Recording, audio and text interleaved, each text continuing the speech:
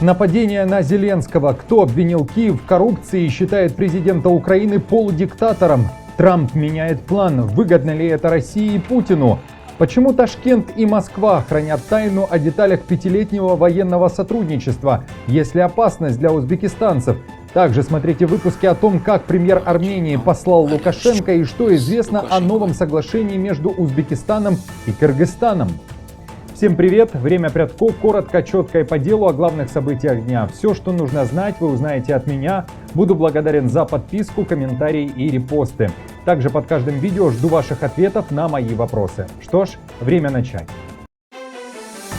Кыргызстан и Узбекистан договорились о передаче осужденных. Парламент одобрил соглашение в первом чтении. Новый договор регулирует передачу осужденных граждан для дальнейшего отбывания наказания в своей стране.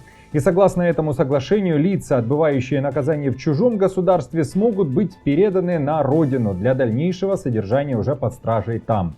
Как сообщает пресса Кыргызстана, заместитель генерального прокурора страны Умуткан Конкубаева проинформировала депутатов о том, что в настоящее время на территории Узбекистана находятся 42 осужденных гражданина Кыргызстана, а в кыргызских тюрьмах 98 граждан Узбекистана. Трамп не хочет, чтобы Украина была в НАТО. Кроме того, он неохотно направляет в ВСУ военную помощь. Новый президент США считает, что за контролем возможного прекращения огня и исполнением гарантий безопасности должна следить Европа, мол, это ее проблема. Об этом пишет The Washington Post. Там уверяют, что без гарантий безопасности перемирие было бы бессмысленным. Издание, ссылаясь на свои источники и экспертов, пишет, что сейчас вполне вероятно, что Трамп саботирует свою собственную цель – положить конец катастрофической войне. Он все больше и больше дает понять, что Европа должна включаться и уделять внимание своей безопасности, ведь Россия ближе к европейцам, нежели к американцам. Кроме того, по мнению авторов The Washington Post, у Трампа есть и другой вариант. Вместо того, чтобы добиваться прекращения огня путем переговоров, гарантированного европейскими силами, он мог бы просто оставить Украину, прекратив военную помощь.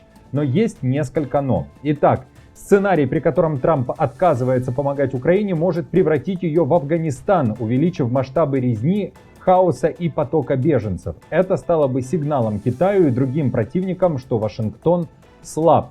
Это может даже побудить союзников США, опасаясь, что Вашингтон умыл руки в вопросе безопасности Европы, разработать собственные программы создания ядерных вооружений. Так считают авторы материала. А как вы считаете, может ли Америка оставить Украину без военной помощи? Напишите об этом в комментариях, а я пока напомню, что по информации издания The Hill, если бы Вашингтон перестал помогать Украине, то российские войска уже в 2026 году могли бы захватить Киев и дойти до границ НАТО, то есть взять еще и весь запад Украины. Об этом я рассказывал в своих предыдущих видео. Зеленский полудиктатор, румынский политик, который совсем недавно заявил, что Украина это вымышленное государство и вообще ее надо поделить на части, продолжает нападать на Зеленского. Конечно же, не физически, а пока словесно. Обвинения и оскорбления довольно скандальные. Кэлин Джорджеску, который хочет стать президентом Румынии, обвиняет в начале войны не Россию, а украинскую власть. Он считает, что политики в Киеве разжигают конфликт, который привел к дестабилизации экономики Европы. Я сейчас его процитирую.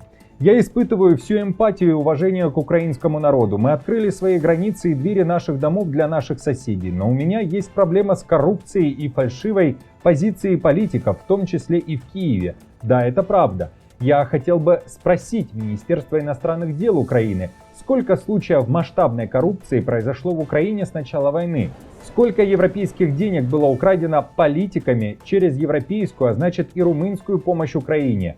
У меня также есть проблема с полудиктаторами, которые ставят собственные интересы и интересы своей группы выше национальных. Поэтому я спрашиваю, почему господин Зеленский, так же как и господин Йоханнис, не допускает свободных выборов? Может, они боятся? Это была цитата. Кроме того, Джорджеску не понравилась реакция украинского Министерства иностранных дел, которое раскритиковало его за рассуждение о переделе Украины. Далее также цитата. Что касается румынских территорий в Украине, мне приятно видеть резкую реакцию украинского МИДа, потому что это означает, что дипломаты в Киеве тоже почувствовали, как звучит заявление, вызывающее национальное раздражение. Точно так же чувствуют себя десятки тысяч румын в Украине, учителя, семьи и все остальные, когда видят, что они тоже не получают должного уважения за свой язык и историю румынского народа, который открыл свои сердца и объятия для украинских беженцев. Конец цитаты, это были слова румынского политика Калина Джорджеску. В Киевском центре противодействия дезинформации при СНБО, напомню, заявили, что цель румынского политика Джорджеску плодить заявление о разделе Украины и втянуть Украину в какое-то дипломатическое и информационное противостояние с Румынией. А что вы думаете о заявлениях Джорджеску? Пишите также в комментариях, считаете ли вы Зеленского полудиктатором и считаете ли вы, что Украина начала войну, а не Россия 24 февраля 2022 года. Речь, конечно же, о полномасштабном вторжении в страну. Россия и Узбекистан держат в тайне детали подписанных документов о военном сотрудничестве, план взаимодействия на 2025 год и программу стратегического партнерства в военной области на 2026-2030 годы. Что скрывают Ташкент и Москва, и есть ли угроза для узбекистанцев на фоне войны РФ против Украины? Известно, что план взаимодействия между военными ведомствами России и Узбекистана на 2025 год включает проведение 50 совместных мероприятий, охватывающих все направления деятельности военных ведомств двух стран. Российские издания со ссылкой на источник, близкий к Минобороны РФ, утверждают, что речь идет об обменах делегациями, совместных учениях, обучении, ознакомлении с вооружениями и других мероприятиях. Официальная пресса Узбекистана, в свою очередь, также не раскрывала подробности того, в чем будет заключаться это сотрудничество. Радио Озодлик пишет, что отсутствие информации о взаимодействии двух стран вызвало активное обсуждение онлайн.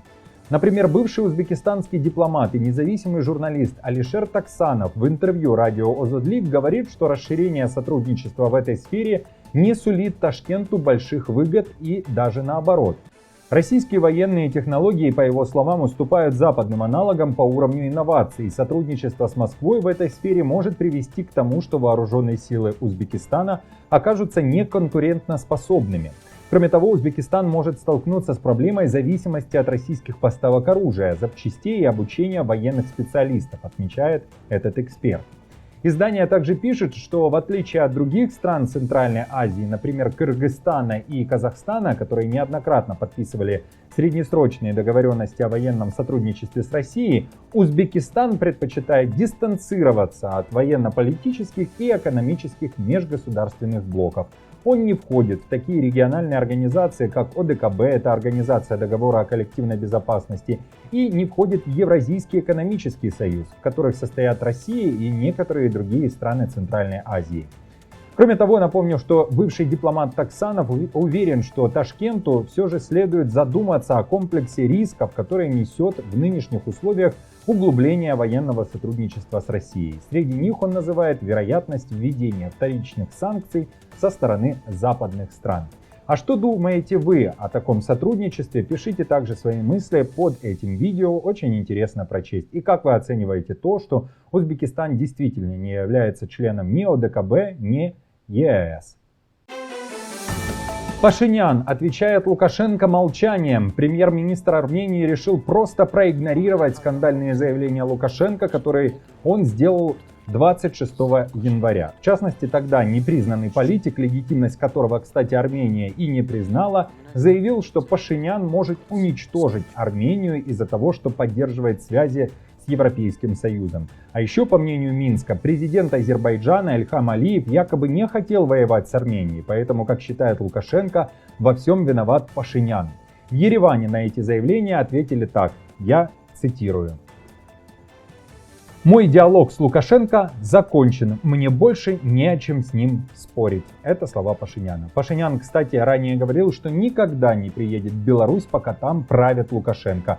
Все из-за того, что Лукашенко поддерживал Азербайджан и болел за него во время войны в Нагорном Карабахе.